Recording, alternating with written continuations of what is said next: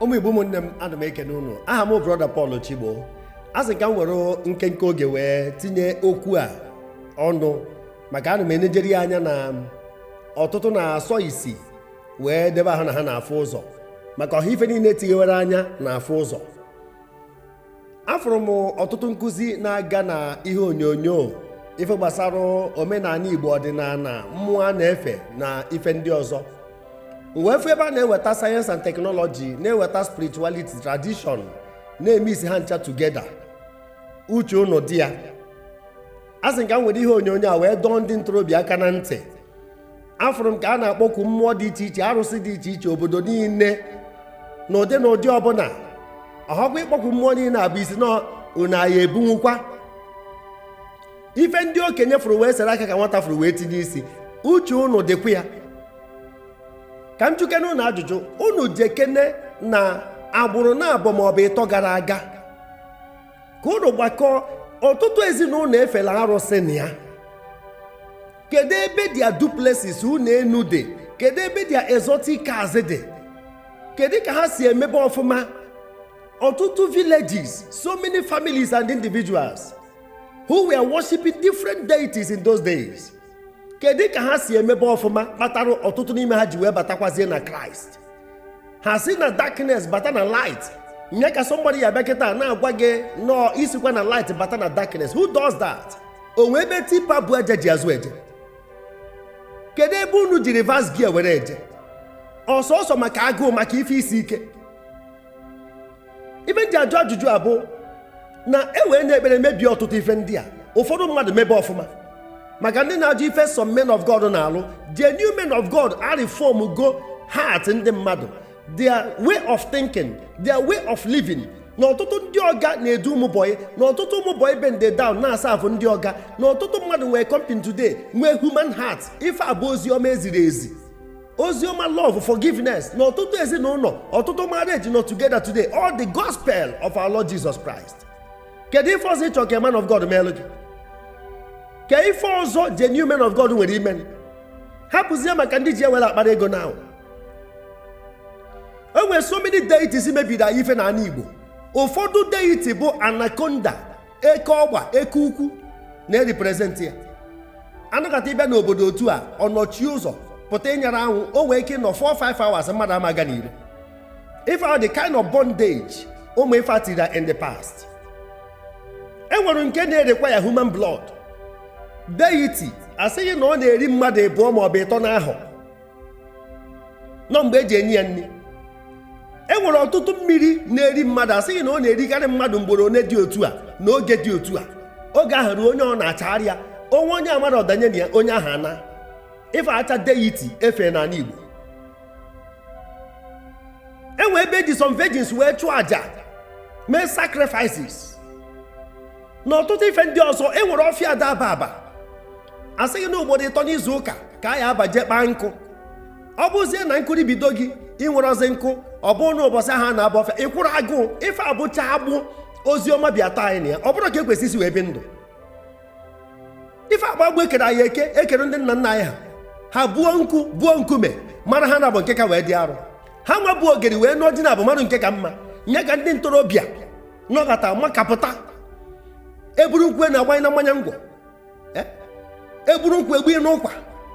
Esi m na ha ma ife ha na-eme.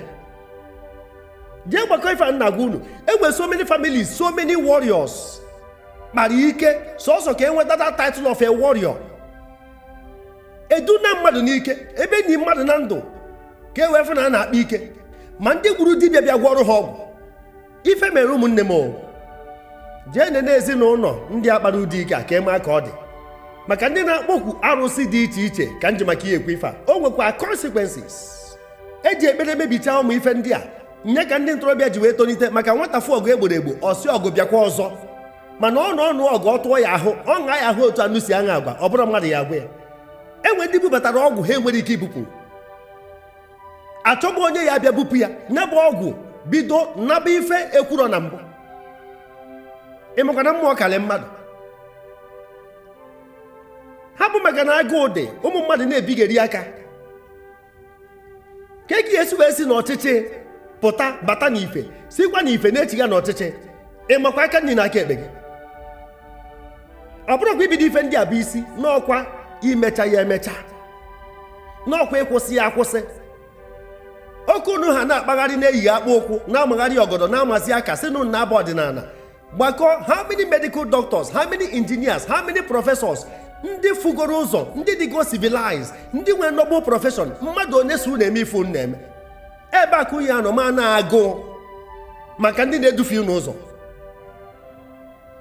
O nwee mmụọ ya bụ ifebe mgbe ọsọ na ya akwụsị ya nsogbu adị, mana na-efe m Chukwu anyị na-efe.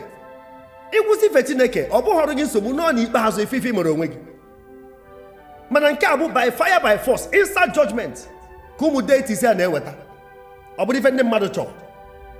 Ọ bụrụ na ife na-ekwu ka kpagha anya jee juke n'onwe gị, ekwubugo m ya n'ụfọdụ ihe onyonyo mme. Ife kpatarụ nwa ọzọ eme na nsugbe nke nwụrụ anwụ ji wee gụchaa arụsị obeledu bịa duru ya, bịa n'ikpeazụ gụkwazie Jizọs bịa duru ya. Ịma na the last statement of a dying man na the prophetic, the confession of a dying man, nọ na nka ya ka ọ nọ wee sị Jizọs bịa duru ya. Nwa ọzọ eme na nsugbe jee nene egwu ya, jee gee ya. Ọsadebe wee gụọ na the last album ọ gụrụ before wee mechie ịgụ egwu nọ Jizọs bụ onye ndu. Oliver wee gụọ na his own album. Late Chief Dr. Oliver Ikoko wee gụọ na his own album na Jesu Kristi ekunigo n'ọnwụ. Ke maka nna ya Ojukwu na nna ya bụ Louis Ojukwu. Ọkwa na ka ha weta nye ndị ụka ofu aja jikọrọ be ndị bụ Ojukwu na St. Michael's Catholic Church Umudim. Ofu aja ebe a ka a kara Ojukwu ka mgbe ọ nwụrụ. So unu ncha niile bụ ndị ntorobịa na-aghụ ahụ n'afọ amabara aka nri na aka ekpe, unu ka ndị niile ngosi wee mara ife dị n'ife mmụọ. Unu ka ha mara ife dị n'omenala Igbo. Unu ka ha mara ife dị n'ọdịnala Igbo. Ekwukwa m ya ọzọ, ihe okenye furu sere aka ka nwata furu wee tinye isi. Ọgwụ isi kara aka na-ebu ogidi. Maka asị na okoro etoghị eto wara ọgọdọ, ikuku bịa buru ya ọma akọkwa akụkọ ya. Nọ n'akụkụ enene mgba amụrụkwa na mgba bụ ọrụ. Unu akpọkwụsị na mmụọ dị iche iche. Nwata etoghị etojuwa ife gburu nna ya, ife gburu nna ya ya egbukwe ya. Ekwena ka ife isi ike ma ọ bụ agụụ mee gị ka ime ka onye amara ife. Uche gị dị ya. Nwa mgbe nta ife niile a ya ebi. Ikuku bukarịcha ọdụ igo buchigata ebe o si wee buru ya. Ma dia nsogbu unu enwebeghị encounter with Christ Jesus. Maka inwe encounter with Christ Jesus, an encounter that makes a difference. You will hate evil with a passion. You need to consider Jesus at this point. Asị nga nwere ife ada aka na ntị. Aha m brother Paul Chigbo. Zisa ihe onyonyo a ka ọ dị nụ.